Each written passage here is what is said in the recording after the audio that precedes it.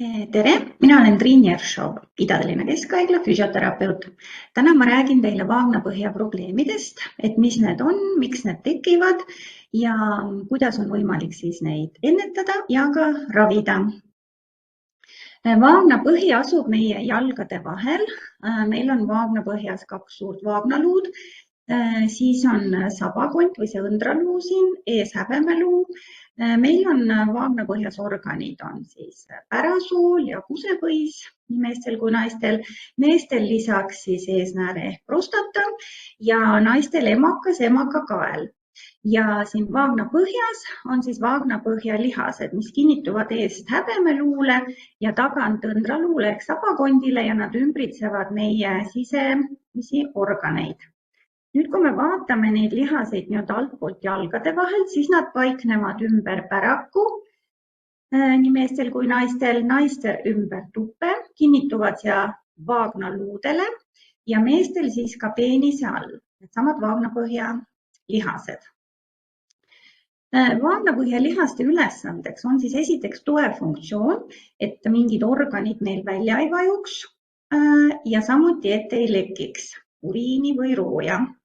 Samuti on oluline siis, et urineerides need lihased peaksid lõõgastuma, samuti soolt tühjendades lõõgastuma, et saaks siis väljutada uriini ja väljaheidet. Oluline on ka seksuaalfunktsioon, et erutudes need lihased pingulduvad ja sünnitusel siis on samuti oluline lihaste lõõgastus, et laps saaks sündida.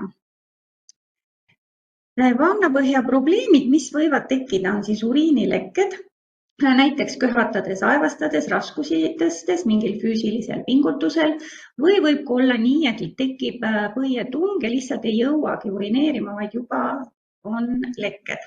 Samuti võib olla roojapidamatus, kui ei suuda kinni pidada ja toimub väljaheite väljutamine spontaanselt, ilma et me ise seda tahaks, sooviks. Samuti võib esineda vaagnaorgani allavaet naistel, siis võib alla vajuda nii põis, emakas kui soolestik. Vastupidiselt võib olla hoopis häiritud urineerimine, soole tühjendamine, et me ei saa neid lihaseid lõõgastada sel hetkel. Või esineb valu lihaspinget, et näiteks naistel valu penetratsioonil või günekoloogilise vaatuse ajal, kus on valu lihaspinge ja samuti ei saa lihaseid lõõgastada. Riskifaktorid, mis neid probleeme tekitavad, on naistel siis rasedus, kuna raseduse ajal on vaagnapõhjal koormus suur ja vaagnapõhi langeb. Sünnitusel vaagnapõhja lihased venituvad välja 300 korda rohkem, kui nad tavaliselt olekus on, pluss tekivad siis mikrorebendid lihastes ja oleneb ka sünnitusest, kas on siis vaja kasutada veel vaakumit või teha lahklihalõige või siis on suurem vaagnapõljaste trauma 3.–4. aste. Ja kahjuks siis keisrilõike puhul ka ei ole me nendest probleemidest ikkagi see mõjutab, sest raseduse ajal see vaagnapõhi juba langeb ja juba rasedus ise on üks suur riskifaktor. Samuti võib tekkida probleeme operatsioonide järgselt, günekoloogiliste operatsioonide järgselt naistel, uroloogiliste operatsioonide järgselt meestel. Samuti ükskõik, mis kõhusisesed operatsioonid võivad põhjustada vaagnapõhja probleeme, lülisamba operatsiooni järgselt ja ka traumad. Kõhukinnisus on suur koormus vaagnapõhja lihastele. Suitsetamine ahendab veresooni, tekitab kroonilist köha, mis on koormus vaagnapõhjale. Samuti raske füüsiline töö, pidev raskuste tõstmine, kui ei tõsta õigesti, kui ei kasuta tõstmisabivahendeid ja kui ei treeni oma lihaseid. Samuti mõjutab vaagnapõhja vanus, kollageeni vähesus, menopaus, östrogeeni vähesus, seda nii meestel kui naistel. Ja sidekoe lõtvus on meil geneetiline, et sinna me ei saa ise midagi teha, aga me saame siis neid lihaseid ikkagi tugevdada. Ja vaagnapõhja lihased asuvad siis seal vaagnapõhjas, ehk siin ümber tuppe, ümber päraku, kinnituvad külgedele ette taha vaagnaluudele, tagantpoolt siis õndraluule. Nüüd, kui te istute nende lihaste peal, siis proovige mõelda neid pingutada nii, et nagu tahaks hoida kinni siis kas pissjada või kõhukaase, pingutades neid lihaseid kokku ja tõstes neid endale üles sissepoole, nagu toolilt üles ja siis lasete nad alla tagasi. Pingutusel te teete pingutuse, tõmbate üles sisse, alla lasete nad ise lõtvuvad ise, alla ei punnita. Ja proovige teha nii, et suured tuharalihased kaasa ei tule. Ja samas, kui te pingutusel tunnete oma sisemiste kõhulihaste tööd, siis see on normaalne, sest kõhu- ja vaagnapõhjalihased on koos meie süvalihased. Kui te saate selle pingutuse kätte, siis proovige hoida ka kauem seda pingutust ja seejärel lõdvestage. Ja samuti võite teha pingutust siis kiiresti üles-alla, et sellised kaks erinevat harjutust on. Et vaagnapõhjalihased on samasugused lihased nagu kõik teised, aga me ei saa neid nii treenida nagu teisi. Siin on nüüd külje pealt, kui siin on siin häbemeluu, vaagnaluu, kusejuhava, siin on ümberlihased, sfinkter, siin on meil põis, emakas pärasool ja pingutusel see liikumine ongi siis lõõgastusel alla ja üles pingutan ja lõdvestan, et niimoodi siin nad võiksid töötada. Harjutused ongi, nagu ma ütlesin, 2 harjutust. Proovite pingutust hoida nii kaua, kui jaksate, vahepeal lõõgastate ja proovite teha ka neid korduseid nii kaua, kui te tunnete, et lihased on töötavad, on tunda. Kui tunnete lihasväsimust, siis lõpetage. Või kui tunnete, et tulevad tuharad teised lihased juurde, siis samuti on nad juba väsinud. Neid ei jaksagi kaua järjest teha. Kui nüüd ikkagi on probleemid, lekked, võiks harjutusi teha lausa 3 korda päevas ja lausa 7 korda nädalas iga päev kuni umbes 12 nädalat, et see on selline aeg, kus lihased muutuvad tugevamaks ja te võite juba tunda, et sümptomid vähenevad. Hiljem võiksite jätkata 1 kord päevas ja selline 3 korda nädalas, et hoida seda lihaste taset. Et algul lähebki kauem aega, et saavutada lihased tugevus, et selleks piisab, et ei lekiks ja hiljem siis jätkata ja ennetuse mõttes siis samuti oluline neid treenida iga päev. Mida te võite veel teha, on ka neid harjutusi proovida teha erinevates asendites, et siin püsti asendis, et võib panna käed tuharatele, et kontrollida, et need suured tuharalihased ei tule töösse. Istudes võite teha, võite pikali teha, kõhuli, selili, külili, erinevates asendites proovida. Alguses lihtsam võib-olla pikali, hiljem siis püsti, istudes ka vastu gravitatsiooni. Nüüd urineerides on siis oluline, et lihased saaksid lõõgastuda. Et kui on probleemid lekked, siis see, et ma hakkan liiga tihti urineerimas käima, ei aita ja samuti ei aita see, kui me hakkame vähem vett jooma. Et vedelikku tuleb tarbida, et 1,5–2 päevas, pigem nagu väikeste lonksudega pidevalt, mitte korraga liiga palju ja näiteks õhtuti 2–3 tundi mitte juua, et ei peaks siis öösiti tõusma. Et öösel tavaliselt normaalseks loetakse rasedatel käimist ja ka siis vanemaealisel 60–70+ vanuses. Selline normaalne urineerimine võiks olla 4–8 korda ööpäevas ja selline 2–4 tunni tagant. Võite lausa teha endale põiepäeviku, nii-öelda panna kirja, et teada saada teie normid.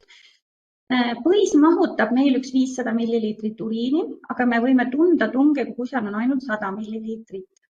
Ja selline liiga tihti urineerimine ärritab põid ja mida tihedamini te käite, seda tihedamini hakkab ka põis märku andma. Nii et selles mõttes proovida need vahemad hoida selline 2–4 tunni vahet, alla 2 tunni liiga tihti, üle 4 tunni liiga harva, et me ei taha ka põid lõplikult välja venitada, et kuna see põie ülesanne on uriini säilitada, hoida, siis ta võiks selline vahe olla. Ja urineerides istute, et tegelikult meestel muidu, kui probleeme ei ole, pole vahet, kas nad istuvad või seisavad, kui on probleemid, pigem soovitan istuda. Ja just eesmärgiga saada need vaagnapõlihased lõõgastada. Et urineerides istute, lasete kõhu-vaagnapõlihased vabaks, uriin ise väljub, ta võib väljuda seal 8–10 sekundit, ei punnita, ei kükita, ei peata uriinijuga. Ja samuti ei soovita siis selliseid igaks juhuks käimisi, et enne kui kuhugi lähen, igaks juhuks käin ära, vaid ikkagi minna siis urineerima tugeva tungi korral. Soole tühjendamine võiks siis olla ikkagi koheselt tungi korral, et seda ei soovita edasi lükata, sest muidu vesi absorbeerub ära ja kõht läheb kinni. Ja soole tühjendamise norm on päris suur vahe 3 korda päevas kuni 3 korda nädalas. See ongi individuaalne. Soolestik on hästi tundlik, ta on mõjutatav reisimisest, ärevusest, stressist, toitumisest ja soolt tühjendades soovitan panna väikese pingi endale jalgade alla ja see kehaasend võiks olla selline ettepoole kallutatud asendis. Selle põhjus on siis see, et kui me istume tavalisel potil, kus on siis põlved puusad sellise 90-kraadise nurgal, nagu meil need WC-potid tavaliselt on, selles asendis üks vaagnaplihas tõmbab meie pärasoole pinge.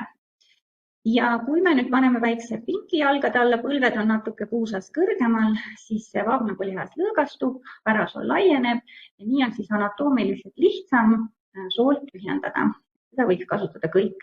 Eriti siis lastel vaadata, et nende jalad ei ripuks selle suurel potil, vaid oleks alati toestatud, sest siis on lihastel lihtsam lõõgastuda.